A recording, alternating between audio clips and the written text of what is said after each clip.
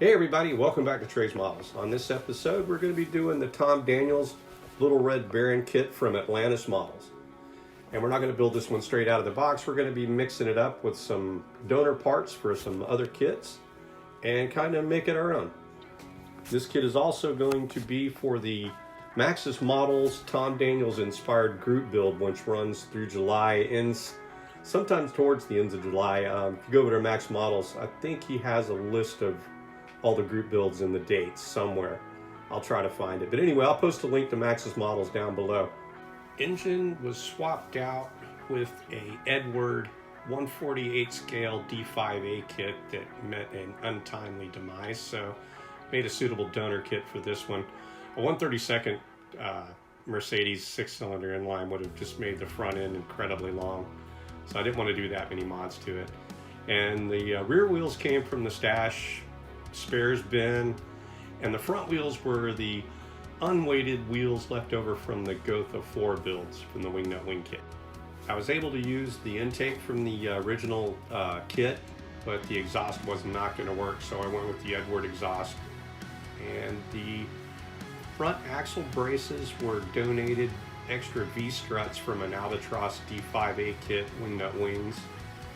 And the front instrument panel was changed out with another 148 scale Edward Albatross kit. Then we did have to open up the front firewall, and we had to cut the front frame support to get the donor engine to fit in there, which meant we had to relocate the radiator a little more forward. Easy mods, not too difficult. And then we went ahead and painted the seats with enamels, and then came back and put some dry brush pastels over the top to give that simulated leather look. With all the basic building done and the mods finished up, it was time to start getting things ready for paint. I also took some cardstock and my compass cutter and cut some discs to put over the front of the wheels. I didn't like the 5-spoke Krager look on the back rim, so wanted to kind of unify the front and the back, and that was the easiest way I could figure out to do it.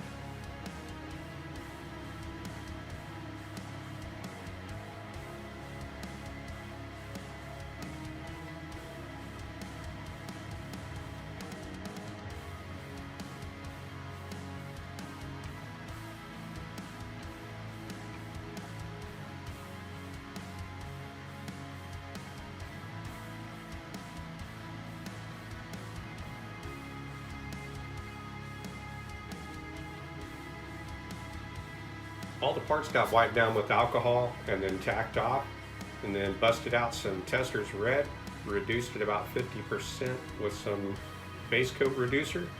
And then I don't really keep track of the pressures that I use when I'm spraying. I've been spraying so long I do it by ear, so I apologize, I don't have the numbers to give you for that, but my best guess is I usually spray between 15 and 20 psi. So about 3 good coats of the red was good for coverage, and then we moved on, masked the red off, and got ready to shoot some Alclad.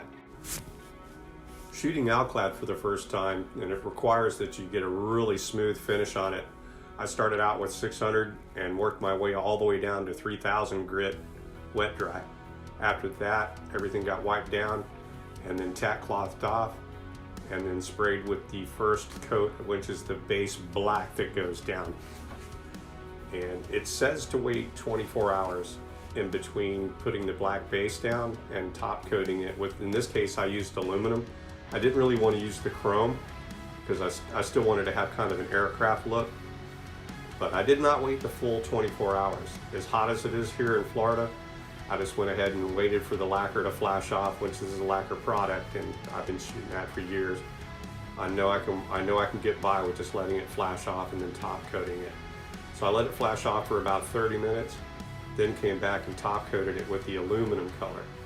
And that took about 3 coats, sprayed them nice and even. Do wait in between coats about 15 minutes, and it really worked really well. I'm really impressed with the Alclad. After the Alclad flashed off, cured out, it's time to put on some top coat. The top coat we used... Just start again. After the Alclad flashed off and was really good and set up, it was time to put a top coat on it. For this, I used a 2K urethane clear. This is a two-part clear with the hardener. It's a mixed 4-to-1, and this stuff is really bad for you. So you really want to make sure you're using all your safety gear when you're working with this product, and make sure you're in a well-ventilated area.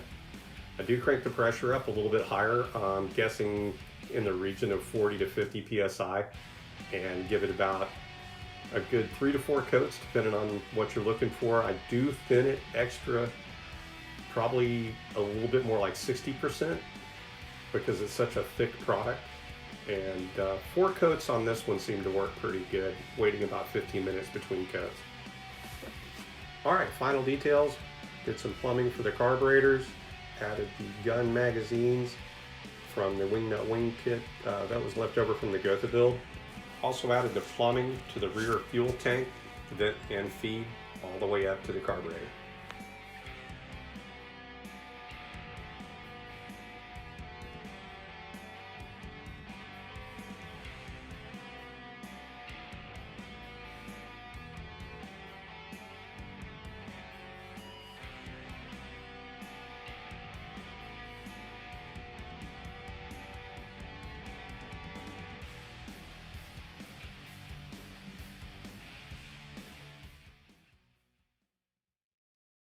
Well, thanks for watching. Please hit that like button and subscribe. And I hope y'all enjoyed the video. Y'all be good to each other, and we'll see you on the next one.